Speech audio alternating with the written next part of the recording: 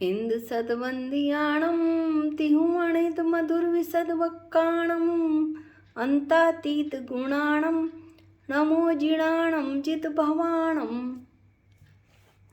हम सभी पंचस्तिकाय संग्रह का अध्ययन कर रहे हैं और इसमें हम प्रथम अधिकार का वर्णन कर रहे हैं। प्रथम अधिकार का वर्णन करते हुए जीवस्तिकाय का वर्णन कर रहे थे हम, और गाथा 45 पर आ गए हैं। गाथा 40 से जीव का उपयोग लक्षण शुरू हो गया था और उपयोग लक्षण गाथा 52 तक चलेगा। उसी में गाथा 45 हम पढ़ते हैं। इसके पहले ये बतला दें कि गाथा 45 गाथा 44 का ही विशेष व्याख्यान है, जिसमें बताया था कि यदि द्रव्य गुणों से अन्य हो तो द्रव्य अनंत हो जाएगा, और गुण यदि द्रव्य से अन्य हो तो द्रव्य का अभाव हो जाएगा। इस तरह से द्रव्य और गुणों की विशेष व्याख्या करते हुए कुछ और आगे गाथा 45 में आचार्य बताना चाहते हैं। गाथा पाठ करते हैं। अविभक्त मणत्तम दव गुणाणम विभक्त मणत्तम णिच्छन्ति णिच्छेणहु तव्विवरिदम ही वा तेसिम। अन्व्यार्थ पढ़ते हैं। दव गुणाणम द्रव्य और गुणों को,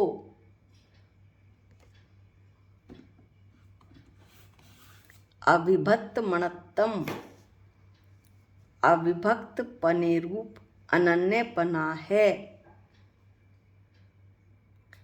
निश्चयणों ही निश्चय के ज्ञाता, तेसिम उन्हें,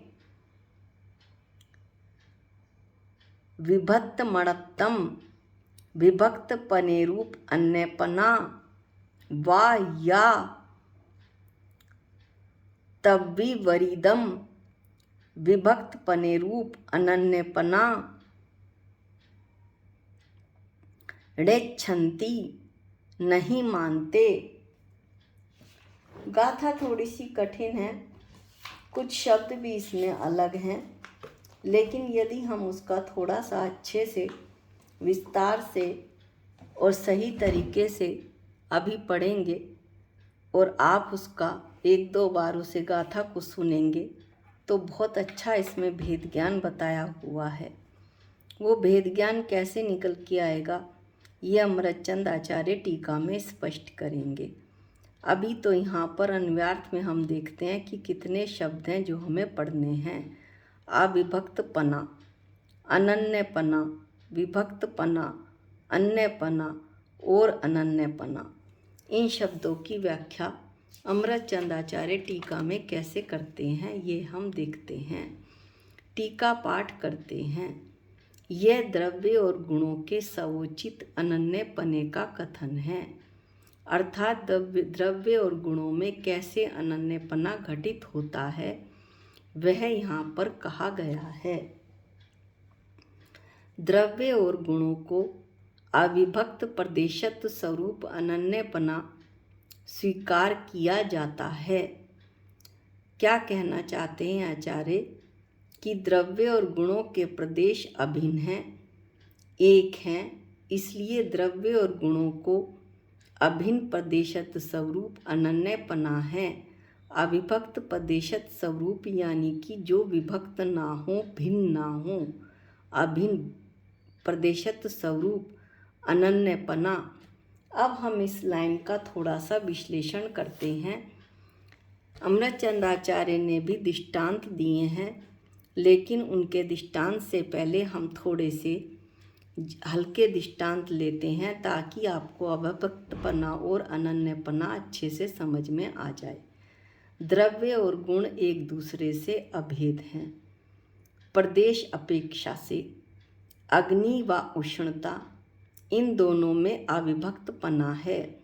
जब हम अविभक्तपना कहेंगे तो वो प्रदेश की अपेक्षा से अनन्य होंगे, अनन्य होंगे। यानी जो उनमें अविभक्त पना है द्रव्य और गुण में, वो प्रदेश की अपेक्षा से है। प्रदेश की अपेक्षा से कैसे? दृष्टांत से समझते हैं। अग्नि व उष्णता, इन दोनों में अविभक्त पना है, यानी दोनों के प्रदेश एक हैं। शक्कर है व उसमें मिठास है, दोनों के प्रदेश एक हैं, इनमें अविभक्त पना है। ये तो अविभक्त पने की बात हुई। अब है अनन्यपना। अनन्यपना स्वरूप की अपेक्षा से अभेद होना। जैसे जो ज्ञान है वही आत्मा है और जो आत्मा है वही ज्ञान है। आत्मा व ज्ञान अन्य अन्य नहीं हैं, एक ही हैं, उनमें अनन्यपना है, क्योंकि दोनों के स्वरूप एक हैं। किन दोनों के? आत्मा का स्वरूप और ज्ञान का स्वरूप एक ही है। दर्शन व सुख अनन्यपना है इनमें, क्योंकि उनका स्वरूप एक है। मिठास व मिश्री, मिठास गुण, मिश्री द्रव्य, इनमें अनन्यपना है, क्योंकि उनका स्वरूप एक है। इस तरह अनन्यपना स्वरूप की अपेक्षा से है और अविभक्तपना प्रदेश की अपेक्षा से है। ये दोनों शब्द आसानी से समझ में आते हैं। अब आगे टीका पढ़ते हैं। परंतु विभक्त प्रदेशत्व स्वरूप अन्यपना तथा विभक्त प्रदेशत्व स्वरूप अनन्यपना स्वीकार नहीं किया जाता है। यानी कि प्रदेश विभक्त हो और अन्यपना हो तथा विभक्त प्रदेशत्व स्वरूप अनन्यपना, ये स्वीकार नहीं किया जाता है। किसमें? द्रव्य और गुणों में। यह स्पष्ट समझाया जाता है। अब अमृतचंद आचार्य अपने अनुसार दृष्टांत लेते हैं कि जिस प्रकार एक परमाणु को एक सब प्रदेश के साथ अविभक्तपना होने से अनन्यपना है। इस लाइन का हम विश्लेषण करते हैं। एक परमाणु है, एक परमाणु एक प्रदेशी होता है, ये हम सब जानते हैं। जहाँ परमाणु है वहीं उसका प्रदेश, वहीं उसका क्षेत्र होगा, इसलिए प्रदेश अपेक्षा उसमें अविभक्तपना है। एक बात इसमें हुई। अब आगे आचार्य कहते हैं कि एक परमाणु को उसमें रहने वाले स्पर्श, रस, गंध, वर्ण आदि गुणों को अविभक्त प्रदेश होने से अविभक्त प्रदेश स्वरूप अनन्यपना है। ये तो बता ही दिया था कि प्रदेश की अपेक्षा से अविभक्त प्रदेशत्व स्वरूप है। तो जो उसमें रहने वाले स्पर्श, रस, गंध, वर्ण है, किसमें? परमाणु में। स्पर्श, रस, गंध, वर्ण, अनंत गुण आदि अनेक गुण इस एक परमाणु में रहते हैं। एक परमाणु एक प्रदेशी है, उस एक प्रदेश में ही ये अनंत गुण स्पर्श, रस, गंध, वर्ण आदि अनंत गुण रहते हैं। इसलिए परमाणु में, पुद्गल परमाणु में अनन्यपना है। किसके साथ? अपने अनंत गुणों के साथ अनन्यपना है, गुणों की अपेक्षा से। यदि प्रत्येक गुण को एक अलग अलग प्रदेश चाहिए होता तो उसमें अन्य अन्यपना होता, लेकिन ये तो एक ही प्रदेश में मिलजुल कर अनंत गुण रहते हैं, इसलिए गुणों की अपेक्षा से उस पुद्गल परमाणु में अनन्यपना है। इस तरह यह बात सिद्ध हुई। अब दो बातें सिद्ध हो चुकी हैं। अगली बात देखते हैं कि परंतु जिस प्रकार आगे कहते हैं आचार्य कि अत्यंत दूर ऐसे सहा और विंध्य को विभक्त प्रदेश स्वरूप अन्यपना है। यहाँ सहा और विंध्य दो पर्वत हैं, हम इसे कैलाश और हिमालय पर्वत मान लेते हैं कि ये दो अलग अलग पर्वत हैं, कैलाश व हिमालय पर्वत। जब ये अलग अलग है, निश्चित रूप से इनमें विभक्तपना है प्रदेश की अपेक्षा, क्योंकि दोनों के प्रदेश अलग अलग हैं। और अन्यपना तो साक्षात दिखाई दे रहा है, क्योंकि दोनों के गुण कैसे एक होंगे जब वो एक स्थान पर ही नहीं है, अलग अलग हैं। अतः गुण अपेक्षा भी वे अलग अलग हैं, यानी उनमें अन्यपना है। इस तरह विभक्त प्रदेश स्वरूप और अन्यपना इन दोनों पर्वत कैलाश और हिमालय के द्वारा सिद्ध हो गया। अब जो तीसरी बात है वो हल्की सी कठिन है और उसी में भेद ज्ञान छुपा हुआ है। आचार्य कहते हैं कि अत्यंत निकट ऐसे मिश्रित शीर और नीर को विभक्त प्रदेशत्व स्वरूप अनन्यपना है। यानी कि क्या कहना चाहते हैं आचार्य कि नीर शीर यानी दूध और जल मिले हुए हैं। नीर माने जल और शीर माने दूध, और एक गिलास में रखे हुए हैं, मिले हुए हैं, तो उनमें विभक्तपना है, यानी वे भिन्न भिन्न हैं प्रदेश अपेक्षा से। और साथ ही साथ यह इसी तरह से जल व नमक को भी हम समझ सकते हैं।